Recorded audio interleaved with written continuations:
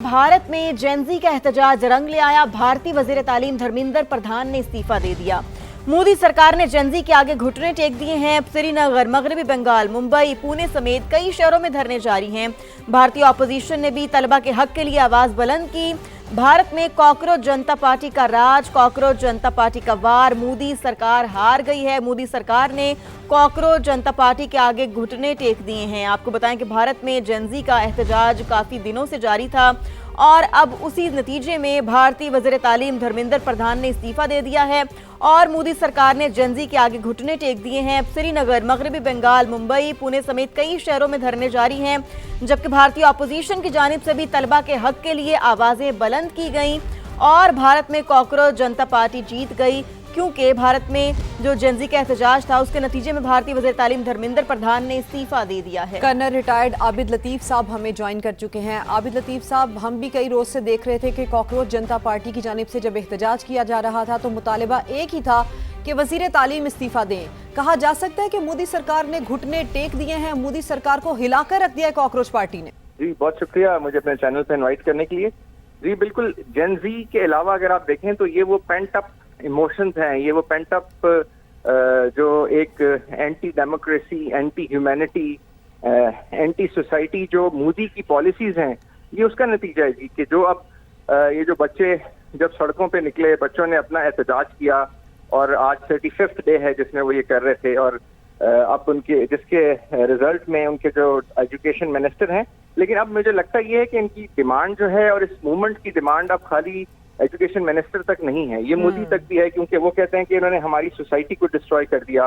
भारत की जो ब्यूटी थी वो उसकी डाइवर्सिटी थी, उसके कॉन्स्टिट्यूशन के अंदर जो नेहरूवियन कॉन्सेप्ट था वो उसकी ब्यूटी, वो उसका वो कॉन्सेप्ट था जो नेहरू ने दिया था, जो गांधी ने दिया था और जो अम्बेडकर ने दिया था। इन्होंने जो फॉलो कर रहे हैं, ये सरवरकर को फॉलो कर रहे हैं, ये आरएसएस को फॉलो कर रहे हैं।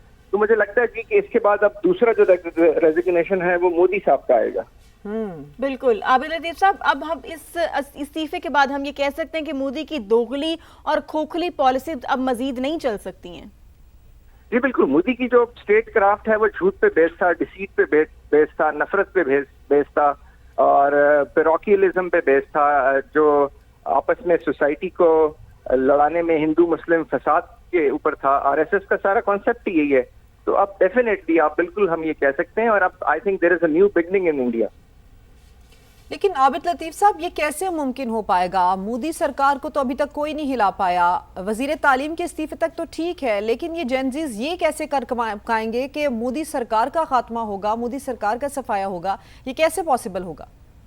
जी, ये अगर एजुकेशन मिनिस्टर रिजाइन कर सकता है तो मोदी का रिजाइन करना भी कोई बहुत बड़ी चीज नहीं है, क्योंकि इसके जो बैकअप पे जाहिर है वो एक पॉलिटिकल सिस्टम जिसको मोदी साहब भी लीड कर रहे हैं और ये पैसिस्ट होते हैं या जो हाइपर नेशनलिस्ट होते हैं, ये लोग एक्चुअली सोसाइटी के आगे और पॉपुलर सेंटिमेंट्स के आगे बहुत वीक होते हैं, क्योंकि उसके आगे बिल्कुल खड़े नहीं हो सकते। तो मुझे तो ये लग रहा है जी कि द नेक्स्ट जो बारी है वो मोदी की बारी है। तो आबिद लतीफ साहब, इस सारी सूरत हाल में हालात, वाकयात, आगे का मंजरनामा क्या बनता देख रहे हैं आप? जी देखें, क्योंकि मैंने जैसे कहा कि ये नेहरूवियन इंडिया है, उसका जो एसेंस है कॉन्स्टिट्यूशन का वो बिल्कुल डिफरेंट है। जो पिछले 2014 से वहां पे हो रहा है वो बिल्कुल मुख्तलिफ है। तो मैं तो देख रहा हूँ, क्योंकि भारत में पिछले साल 2 साल से बहुत आवाजें उठ रही थी, कांग्रेस के अंदर से भी उनकी जो एक्सट्रीम लेफ्ट है वो भी बात कर रहे थे, फिर लेफ्ट ऑफ सेंटर भी बात कर रहे थे, उनके जो एकेडेमिया है वो भी, उधर भी लोग बातें कर रहे थे कि हमारी सोसाइटी जो है उसका कोलैप्स हो रहा है। तो मैं तो देख रहा हूँ जी कि इंडिया के अंदर, और अगर ये ना हुआ तो फिर इंडिया का इंटरनली कोलैप्स हो जाएगा, उसकी एसिमिलेशन बाकी नहीं रहेगी, जो स्टेट्स जो है वो हिंज हो जाएगी, अनहिंज हो जाएगी और अंदर की तरफ मेल्ट डाउन हो जाएगा। अच्छा आबिद लतीफ साहब, ये जो कॉकरोच जनता पार्टी है या जेनजी है, इसका मंशूर अब सिर्फ ये नहीं रहा कि वजीर तालीम इस्तीफा दे, बल्कि बैड गवर्नेंस के खिलाफ है, करप्शन के खिलाफ है, या सीधा सीधा समझे कि मोदी के खिलाफ है। तो मोदी को तो ये कॉकरोच अब चैन की नींद सोने भी नहीं देंगे। आबिद लतीफ साहब हमारे साथ मौजूद थे। एक बड़ी डेवलपमेंट भारत में हुई है, भारत के वजीर तालीम को इस्तीफा देना पड़ गया है। मोदी सरकार ने जेनजीज के आगे घुटने टेक दिए हैं। श्रीनगर, मगरबी बंगाल, मुंबई, पुणे समेत कई शहरों में धरने जारी हैं। भारतीय ऑपोजिशन ने भी तलबा के हक के लिए आवाज बुलंद की। भारत में कॉकरोच जनता पार्टी का राज है, कॉकरोच पार्टी का वार चल गया है, मोदी सरकार हिलकर रह गई है। भारतीय वजीर तालीम धर्मेंद्र प्रधान ने इस्तीफा दे दिया है। एक बड़ा इस्तीफा भारत से ही आया है। भारत में जेनजीज का एहतजाज बिलाखिर रंग ले आया है और भारतीय ऑपोजिशन ने भी भारतीय तलबा के हक के लिए आवाज बुलंद की है। इसी पर बात करेंगे। हमें ज्वाइन किया है अहमद सईद मिन्हाज साहब ने। अहमद साहब, बहुत शुक्रिया, आपने समा को अपना कीमती वक्त दिया। अहमद साहब, क्या कहेंगे आप, भारत में जेनजी का एहतजाज बिलाखिर रंग ले आया और भारतीय वजीर तालीम की जानिब से अब इस्तीफा दे दिया गया है? जी बिल्कुल, वो कहता है ना, जब जुल्म जब बढ़ता है तो मिट जाता है। वही सादिक आती है, वही टेम्पलेट है जो एक लीडरलेस यूथ ने जो है वो एक मूवमेंट की थी उसमें नेपाल के अंदर और at the same time Bangladesh में। वही उसी का असर यहाँ पर है, क्योंकि वहाँ पर जिस तरह के सोसाइटी के ऊपर जुल्म किए गए हैं, जिस तरह के अल्ट्रा फाशिस्ट पॉलिसीज को इम्प्लीमेंट किया गया है, जैसे यूथ को दबाया गया, जैसे इंडिया का जो एक सेकुलर चेहरा था उसको मस्त किया गया, तो ये पूरा एक लावा था जो उसमें जो है वो उबल रहा था और अभी वो आतिफ शाम पता है और सब दुनिया के सामने कि इंडिया का जो असल चेहरा ना सिर्फ इंटरनेशनल लेवल पे बल्कि इसके जो डोमेस्टिक लेवल पे जो उसकी जो एक पुकार थी वो अब सही मानों में उभर के सामने आई है। और ये जिस तरह के एजुकेशन मिनिस्टर ने और इस तरह की बीजेपी की गवर्नमेंट ने जो पिछले 10 साल से यानी 2016 से लेकर अब तक मुसल्लत है इंडिया के ऊपर, वहाँ पे रहते हुए जिस तरह की पॉलिसीज रखी गई, जिस तरह सेकुलरिज्म को तबाह किया गया, जिस तरह वहाँ जो लार्जेस्ट डेमोक्रेसी का एक वो नारा लगाते थे उसको जो है उसको मस्त किया गया, तो ये होना था।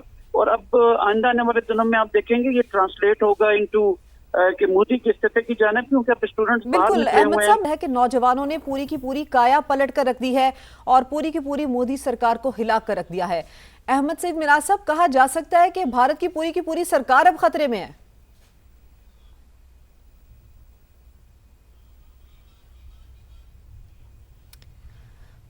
अहमद सईद मिन्हाज साहब से हम दोबारा राब्ता करने की कोशिश करते हैं। एक बहुत बड़ी डेवलपमेंट पड़ोस में भारत में आ चुकी है। जेनजीज का एहतजाज यहाँ पर रंग ले आया है और मोदी सरकार यहाँ पर परेशान होकर रह चुके हैं, क्योंकि एक बड़ा इस्तीफा एजुकेशन मिनिस्टर का इस्तीफा यहाँ पर जो है जेनजीज वो लेने में कामयाब हो चुके हैं। ब्रिगेडियर रिटायर्ड वकार हसन साहब हमारे साथ मौजूद हैं।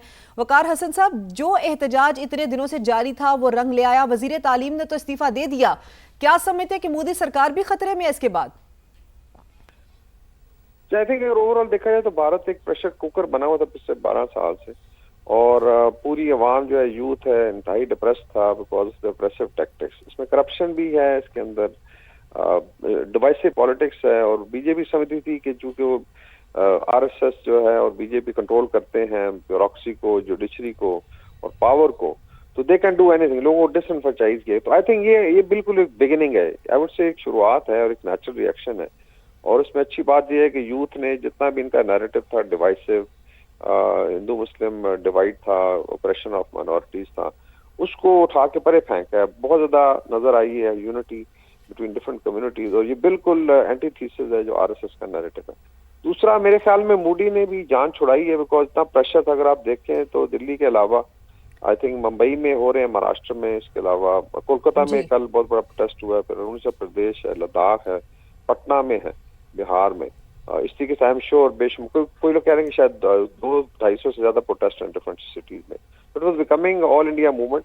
तो ये प्रेशर रिलीज करने की टैक्टिक्स तो हो सकती है, और मोदी ने अपनी जान भी छुड़ाई है, लेकिन जो मोदी के खिलाफ नारे लगे हैं that is I think very interesting, because लोग अभी कह रहे हैं कि जी सारा सिस्टम ही करप्टेड है एंड दे वांट चेंज। तो अगर ये लेट्स से डिस्पर्स भी होते हैं तो फिर भी आई थिंक स्टूडेंट्स की बहुत बड़ी कामयाबी है। फर्स्ट टाइम आरएसएस की टक्कर की कोई पार्टी सामने आई है, और ये फिर सिलसिला आगे चलेगा। I think it's not going to stop here. अब ये देखते हैं कि स्टूडेंट्स से आगे से फाइनली क्या डिसीजन। मैं आपसे यही पूछना चाह रही थी वकार साहब कि व्हाट नेक्स्ट नाउ, क्योंकि अभी तो हमने देखा कि एक इस्तीफा आ गया है, इसके बाद अब क्या आप देख सकते हैं कि क्या हो सकता है? कितना टफ टाइम देंगे ये जेनजी, ये जो कॉकरोच जनता पार्टी है मोदी सरकार को? जी देखिए, वैसे तो लोग यही कह रहे थे कि पूरा सिस्टम जो है आवे कावे बिगड़ा हुआ है, और इसमें चूंकि पुलिस ने वो भी किया है, इनके ऊपर अत्याचार भी किया है, आई थिंक तशद्दुद किया है। एक डिमांड ये भी थी जो हमने सुनी थी कि they want FIR against the police जो है, स्पेशली पैलेट गन्स का यूज हुआ है, फिर खवातीन के साथ बहुत ज्यादा इंसल्टिंग बिहेवियर रहा, उसमें मेयर्स ने हैंडल किया है फीमेल स्टूडेंट्स को। तो अभी आई डोंट नो उसके अंदर क्या कुछ है। बाकी जो अगर आप उसका देखें जो नैरेटिव बाहर आया, इट्स नॉट ओनली कि करप्शन है सिस्टम में, इट वाज आल्सो अगेंस्ट जो डिवाइसिव पॉलिसी है, एंटी मुस्लिम पॉलिसी रही है मोदी की, बिल्कुल क्योंकि ऐसे। सारे भक्त जो है वो धमकियां भी देते रहे। तो ये एक आई वुड से एक नई पोलैरिटी हुई है भारत में, और एक नया फ्रंट खुला है जो लिबरल है, जो डेमोक्रेटिक है और जो टेक ऑन करेगा। तो ये एक आप स्टार्ट कह सकते हैं, आई वुड से स्टार्ट और beginning of the end of RSS. लेकिन ये बड़ी लंबी आई थिंक लड़ाई होगी। अभी यही देखना है कि चूंकि सिर्फ यानी कि आपका ये कहना है कि एक proceed नई पॉलिटिकल सेंस प्रिवेल कर रही है भारत के अंदर, जो कि भारत के फ्यूचर के लिए भी अच्छी होगी और पॉलिसीज के लिए भी अच्छी होगी। वकार हसन साहब, आपने वक्त दिया, आपका बेहद शुक्रिया।